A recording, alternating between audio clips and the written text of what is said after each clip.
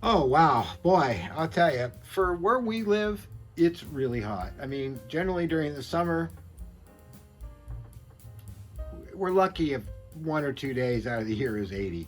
But currently, I went flying yesterday. It was 105 up in our field and almost 100 here. And live by the beach. Amazing. But anyway, welcome back to Slot Car Fun. I'm not having shots. Not during the day. I never do. No, I don't. I used to, but I don't anymore. And especially in the heat, it's just not the best thing. This lighting is not the best I'm seeing. Oh, look, that's better. I look so much better. Anyway, today we're going to talk about midget, Kurtis Midget fever that's going around. We know that, I forget the name of the company, and please forgive me.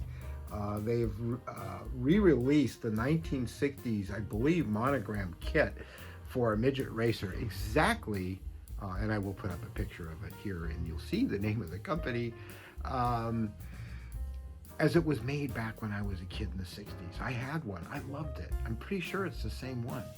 And I always wanted another one, and over the years I was constantly looking for them, and because my dad actually raced those at one point in his life, and he used to take to track to watch them all the time race, which was really really cool. And so, it has a soft spot in my heart. So, is that a little light there that actually shows when I'm looking at the camera? Yeah, I'll be damned. I never noticed that before. Anyway, so not to go on and on and on, I found that Monogram, of course, had a midget kit they've been putting out for years, and I was able to find one very reasonably too. I think it was like $30, or maybe it was less, $29.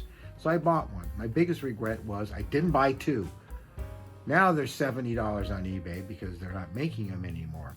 But what I did was under the advice of a gentleman who had a website up about turning one of these gorgeous little models, 124 scale, but they were quite tiny, so it works very well on a 132nd track. Anyway, I found one, I bought it. I found his whole article he had about what he used to make this into a running slot car. And he did a really good job of doing it too. What he used was all parts from Pendle. Now, if you've never heard of Pendle before, they're kind of a source for things that nobody else has, and they're very good to deal with. Yes, they're in the UK, and yes, they take time to get the parts from and get the cars from, but I bought a lot of cars from them as well as parts, and I think maybe I waited at the most 2 weeks. That was it. And if you asked them not to have it signed for, so you don't have to chase it down to the post office, they'll send it to you that way. So this is the car. Some light so you can actually see it. Now, what's happened over time is I've slowly broken the plastic parts off of it in various collisions and things like that.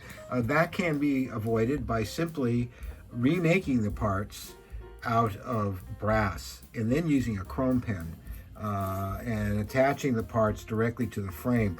Now, as you can see, I hope you can see, it came with a rather nice dashboard that's brass etched. It's really hard to see it in there. I guess we get it at an angle. There you can see a little better. It's brass etched and it's just really pretty, and I should have left it chrome color, metal color. I didn't realize that they were not painted, at least not in general. The tires came from Pendle. The tires and the wheels came from Pendle, and the inserts came from Pendle. And you get a good look on them. They still have all this stuff, and these tires are excellent. I have never had to true them. I have never had to clean them. It just always works great. Now here's the frame, and I'm going to put up a picture as I'm talking about this. The frame came from Pendle. It's their slimline formula frame, and they have several of them, but this is the one that the gentleman recommended, and it fits rather well, as you can see. I mean, it fits so clean. It's very, very good. It's very, very quiet. And I'll open it up for you so you can see inside before I lose my breath in this heat. There you go. Helps to clean the lens off. It's very simple. It's a really nice metal frame, and you fold it, as you can see in the picture of the frame how it comes. It's a fold job, and you can adjust this backwards and forwards as much as you need to get the slot guide to fit in the appropriate location. And I forget the slot guide I use, but you guys all like to use what you prefer. You can see I've done took a little notch off of it there so it didn't get caught in my scale electric track, which it sometimes did. And then you can see the crown gear that I used, which I can't remember. It's either a 24 or a 22. I can't remember right now. But, you know, you guys know your ratios, and it all depends on how fast you want this car to go. And also the room you have for things to fit. You can see I've got the oil light bearings in there, and the motor, I can't remember which motor was recommended. But obviously it was one of the slim long can motors, and it's probably a 2200 RPM motor that Pendle has on hand. You can see how it fits in to the folded parts, and the brass adjuster back here, it fits in a notch like that. And you can see what I did for the aluminum wheels.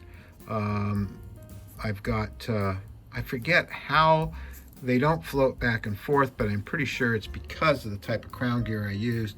It really can't, because it's got this brass bushing on the outside, which locks the shaft that's just barely protruding. You can just see it's just barely protruding, and that keeps this centered so you don't have to use spacers like I did there in the front. And how the body fits on is pretty simple. What I did is, you can see I cut those open so they just fit down over the axles, and I did the same thing on the front. And amazingly, these parts have lasted, they've survived, so I don't really need to replace those, but I am going to redo the bumpers. What does it look like inside? Well, there you go. I used their exhaust stack which would have went to the engine. You can see I put a little stopper up there to attach the wheel to, but the driver's not full, and that's what mounts it right there. That one piece of plastic is what mounts this entire car via this screw, which is easy to find because it sticks to the magnet through this hole right here, and it holds it very well. So, you know, I would imagine, although I've run this car in the past for everyone, you'd like to see it run now. Also, this driver, I sculpted the body out of, oh God, it's that clay that you bake. Oh, it's super sculpty. And the head is one of Mark Tyler's fantastic heads. He sent me a 1/24th driver, and I kind of couldn't get it to fit quite right, so I sculpted my own body pretty much and stuck it on there. Because I am a sculptor by trade, by profession, and so it wasn't that hard to do.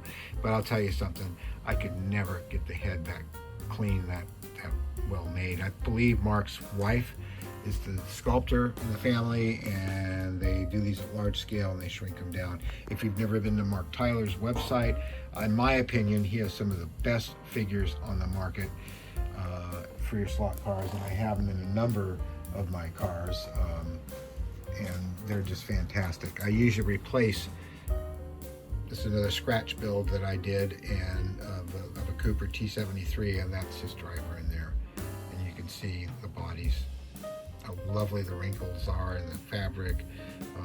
Just first rate, first class stuff. And Mark and I, of course, worked in the motion picture industry together doing creatures and monsters. We worked on Ghostbusters and all kinds of stuff. He's a great guy. Contact him. There's his website on the screen.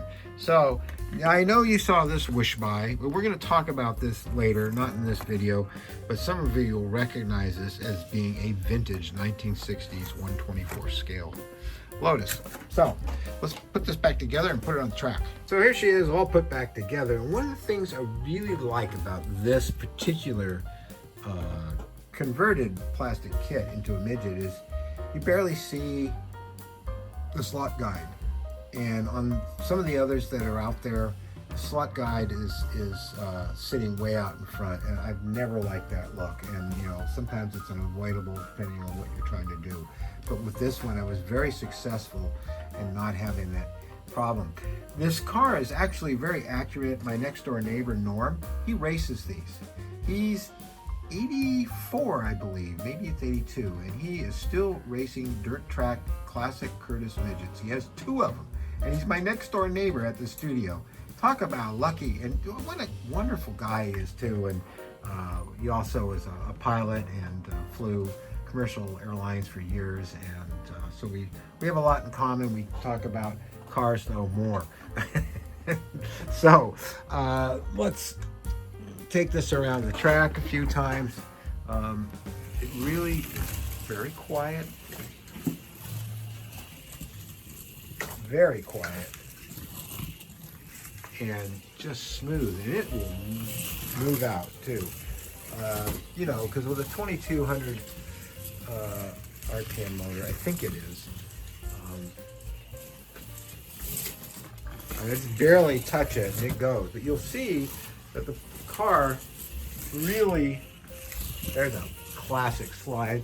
I need to bring my oval track home. Some of you will remember it. Let me see if I can get a shot of my coming through here and doing my classic. That wasn't exactly classic. Try it again. I'm watching the car not enough. Oh, there we go. There we go. Another one. And it just, this car, as much as you try, it will not, there we go. It will not come off the track easily. It's very quiet. I think I've said that, what, 5 times now?